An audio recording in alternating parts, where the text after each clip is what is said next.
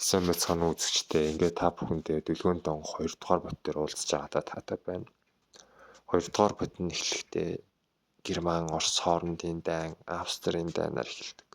Гэхдээ Григори 1-р бот дээр Аксиньягаас очиод гэртээ очиод дуусдаг бол одоо төд бодлого буцаа дайндаа ордог.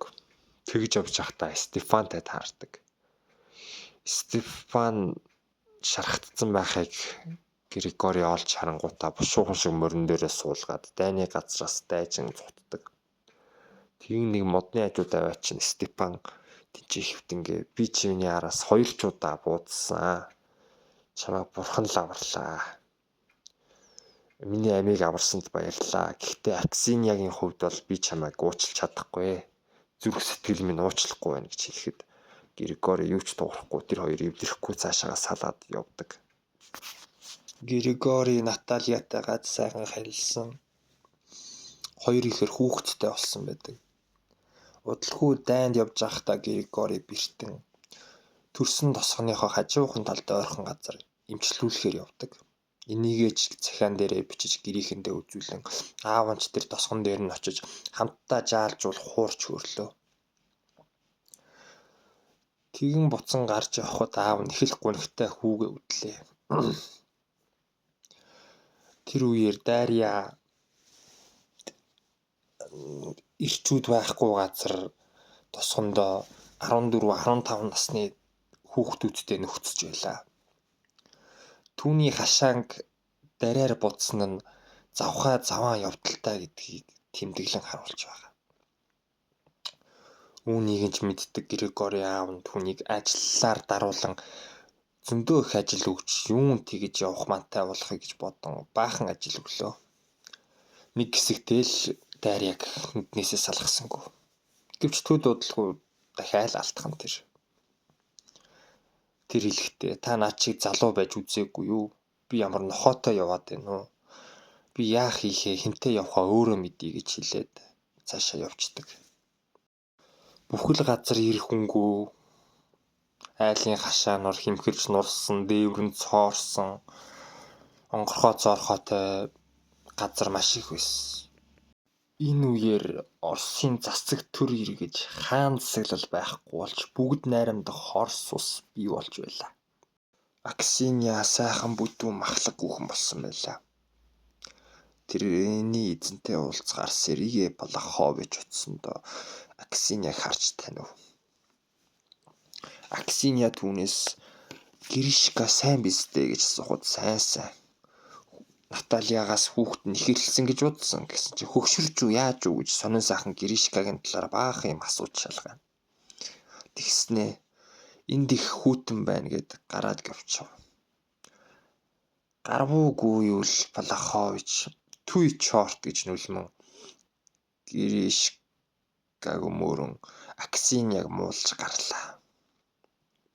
Ийм төрийн эргэлт болж байгаа үед цэргүүдийн дайнаас дажих гэртээ харих хүсэл нь маш их нэмэгдэж дайн байлдаанд оролцохгүй сэтгэл санаа нь хулжиж залхсан янзтай бүгд боллоо.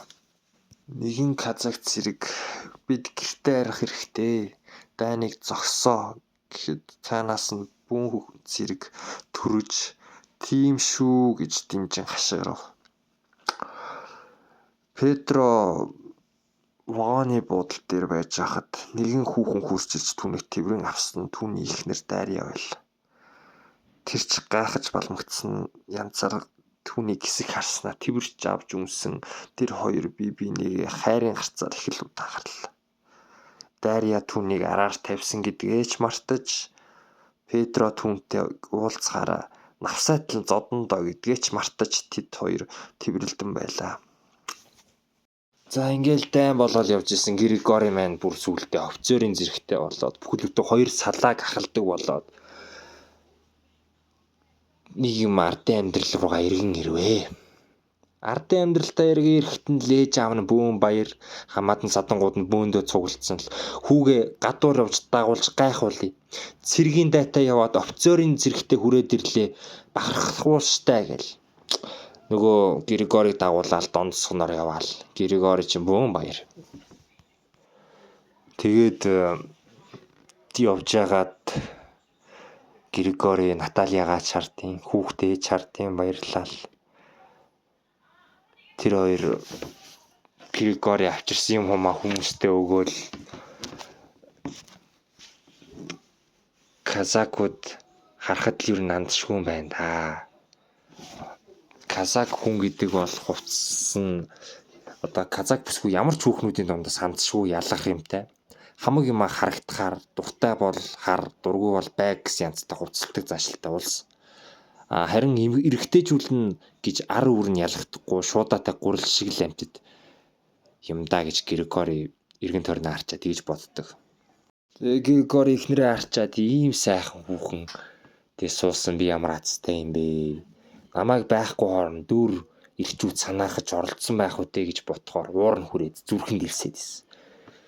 Тэгэл Натальягаа харж ширтэл Наталья чичингүүрэл одоо тухайн үеийн дайнд ингээд нөхөр нь яваад аав нь яваад алагдаад үхсэн бэлэвсрээ хоцорсон эмэгтэйчүүд маань дуу туулдаг тэрний юм гашуун шаналгааг илэрхийлсэн дуу.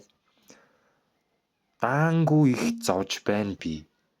Дайнд мордсон хонгор минь үхэр буугаад сэнэгдэхтэй ч чи минь үргэлж намаага боддог байсан биз. Танхил хонгорыг минь алагдсан гэж тамхтай зэгтэл ирлээ надтай.